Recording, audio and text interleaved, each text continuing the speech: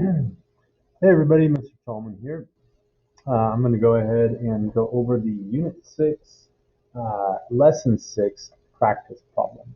Okay, so let's go ahead and take a look here. They start on page 53 in your workbook. And we're going to be doing numbers 1, 2, 4, and 8. This is on this page here. All right, let's go ahead and get started on the first one. All right, so let's read the narrative and see if we can't figure out what's going on here.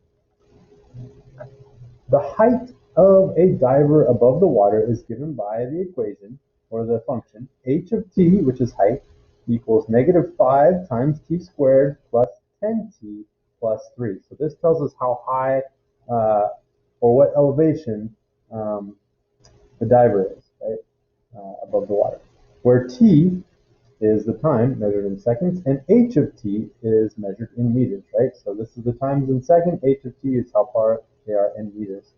Okay, select all the statements that are true about the situation.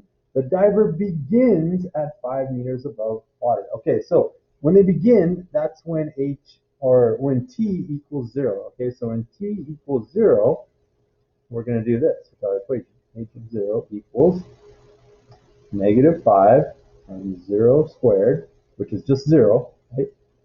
Plus 10 times 0. So instead of a t, I'm writing a 0.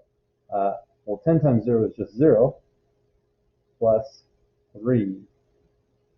Oh, so h of 0, when they start, it looks like they are 0 plus 0 plus 3 meters. So they're 3 meters above the water. So this one can't be true. Whoop. Diver begins 3 meters above the water. That's definitely true. The function has one zero that makes sense in this situation. Okay, so in order to find a zero, we should probably graph this to see what's going on. Okay, we're going to graph this equation right here. All right, so let's go ahead and check this out on Desmos. Let me go ahead and pull up my Desmos graphing, and we will see what this looks like. There we go. So I'm going to go ahead and put the function in right here. Let's go ahead and move this over here. All right, the function is -5t, or we're going to replace t with x, to the second power minus, oh, no, it's plus, sorry, plus 10x plus 3. Okay, so let's go down and see if we can see what this looks like. Oh, there we go. All right, so a 0 happens right here. Okay, so this is when the y-coordinate is 0, or basically it's where our parabola crosses the y-axis, right? So we have two of them here, right? One of them happens at -2 or 0.267. Now, if this is time, right? So we're talking about time in seconds. This is like before they even started, right? So they were like on the ground before they even jumped, and that's, you know, they weren't. They jumped from up here, right? So this is when time actually starts, when t equals 0. So there's only one 0 that makes sense in this case. Right? So let's go ahead and minimize this. So the function has one 0 that makes sense, right? And by going back to our Desmos graph, let's go ahead and take a look at that one more time just so I can emphasize the point. This is the one that makes sense, right? We started here, we jumped up in the air, and then came down and hit the pool, right? So this is the 0 that makes sense. This 0 doesn't really make sense because we didn't start there. We started up here. This would be like going back in time, okay? All right, so that's the explanation for that answer. And the rest of these, I'm not sure they make sense, or I'm not sure these make sense. The function has two zeros that make sense in this situation. No, because that one was back in time. The graph that represents h starts at the origin and curves upward. Well, that's not true because we know it starts at 3 meters, right? The origin is at the point 0, 0, so that's not true. The diver begins at the same height as the water level. That's not true either. We know that they started 3 meters above the water. Okay, so just those two are true for number 1. Number 2, let's move on. Okay, the height of a baseball in feet is modeled by the function h given by the equation h of t equals 3 plus 60t minus 16t squared. Okay, this is obviously the height, and this is the time again. The graph of the function is shown. So here's the graph right here. Right, so we're just going to get all of our information from the graph. We're not even going to use this equation, but this equation, if you punch it into Desmos, this is what will come up. Okay, so it looks like this if we graph it. All right, about when does the baseball reach its maximum height? Now remember, this side over here is height, so the maximum height will be when this baseball is at its highest point. And it looks to be just below 60, so I'm going to call this about 59 feet. Right? Now, if you're not exactly at 59, let's say 60 or 58 or 57, that's fine, right? But just know that it's around there, okay? Um, about when, oh, that's not true at all, actually. It says when does the ball reach its maximum height? Well, we know it's right there, and the time is what they're asking for. So they want to know when, right? So the time in this case looks to be about 1.8 seconds, right? So that's actually, it's not 59 feet, it's 1.8 seconds. Make sure that we answer the question that they're asking, right? So when doesn't mean how high, it just means how far after we drift, or how much time had passed after we drift. The next question asks us how high. About how high is the maximum height of the baseball? That's where we talk about that 59 feet. Okay, so that's when we say, how high is it? It's over here. Okay, about when does the ball hit the ground, right? So we don't want to know how high it is when it hits the ground. We want to know how much time has passed. And I'm going to say 3.8 again. I don't know why I'm so attached to that 0.8. You could say 0.7, 3.7, or you could say 3.9, I guess, or 3.6 even. But this is about where I think it is. Okay, cool. So there are the first two, right? No problem so far. If you have questions, make sure that you ask, okay, or email. All right, let's move on to number 4. Okay, so number 4 says, let's go ahead and zoom in a little. All right, zoom out a little bit. Each expression represents an object's distance from the ground in meters as a function of time in t seconds. All right, so each one of these is a parabola representing something's distance from the ground, right? So both of them are going to look like this little arc thing, and we can graph them to figure out what's going on. So we'll use Desmos to see what they look like, all right? So first question says, which object was launched with the greatest vertical speed? What that means is, which one has the steepest parabola, the one going up the fastest, okay?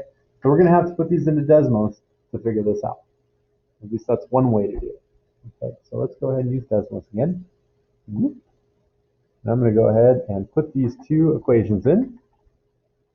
They are negative 5t squared plus 25t, x plus 50, and the other one is negative 5x squared plus 50x plus 25. Okay, so if I look at this graph, it should be able to answer that question. Which one is going up the steepest to begin with? All right, so I'm going to go ahead and scroll on up, and I'm going to have to zoom out a little. Let's go ahead and do that. Oh, move this. Nope.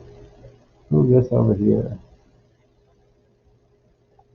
I can do it. How do I get this out of here? Oh, maybe I can do this. Oh, I don't know why. I'll just come back to this application. Okay, so let's see which one's going up steeper. Oh, so my green one starts down here at 25, and it's going up, and it's definitely going up steeper than this one is, right? You can see because it passes it at some point, right? So it's going up way faster, right? This one it started higher, but the green one actually passed it. So the green one's actually going up the steepest on this one, right? So in this case, let's go ahead and head back to our document camera.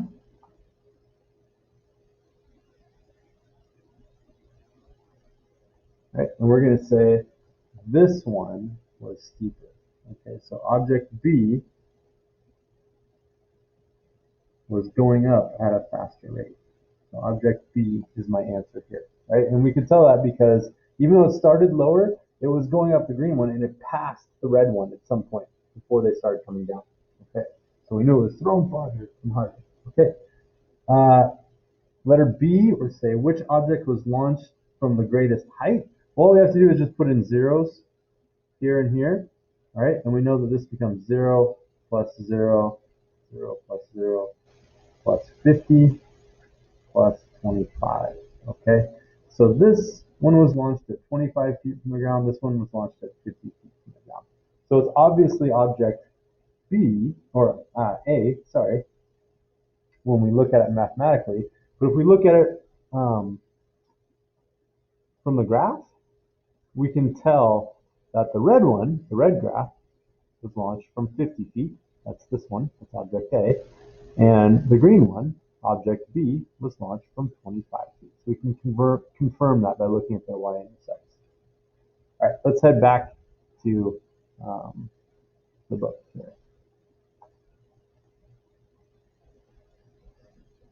Okay, that should do it for question number 4. Let's move on to question number 8. All right, here we have an equation. And the equation, let's read the narrative here. Han accidentally drops his water ball from the balcony of his apartment building. The equation d equals 32 minus 5t squared gives the distance from the ground d in meters after t seconds. So we're dropping it from a height and it's going to fall down to the ground, right? And our graph should represent that, right? So we should start up here and eventually we'll end up down at the ground somewhere, right? So at 0 seconds, right, all we have to do is input 0 into this equation and it should tell us how far we are from the ground, right? So d equals 32 minus 5 times 0 to the second power. 0 to the second power is just 0. It's like 0 times 0 equals 0. Negative 5 times 0 is 0. So this becomes 32 minus 0, which is just 32. So we started at 32. Okay, next, let's go ahead and input this into our equation. So 32 minus 5 times 0.5 squared. 0.5 squared is 0.25 times negative 5 minus 32. And 5 times 0.25 is 1.25. Now you can do these calculations on your calculator or your phone or whatever you want. 5 times 0.25, and it'll tell you it equals 1.25. I can do some of these in my head just because I do this all the time. Right?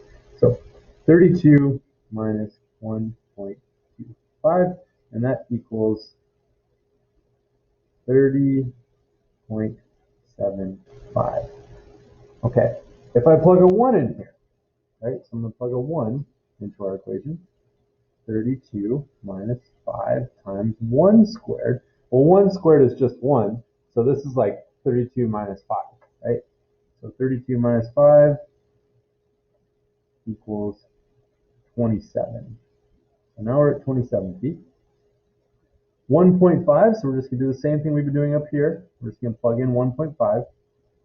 So 32 minus 5 times 1.5 squared.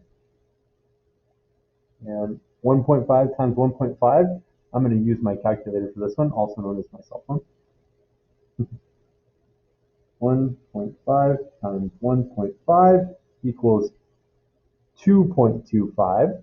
I'm going to multiply that by 5, or by negative 5, times 5 negative. And that gives me negative 11.25. So right here, this is 32 minus 11.25. And that comes out to 20.75. 20.75. And finally, the last one I'm going to do is right here. 32 minus 5 times 2 squared. Okay, 2 squared is 4. 4 times 5 is 20. So 32 minus 20 is 12. No problem there, right? All we're doing is inputting values and getting out another value, right? We're using that equation for that. Now we're going to graph, right?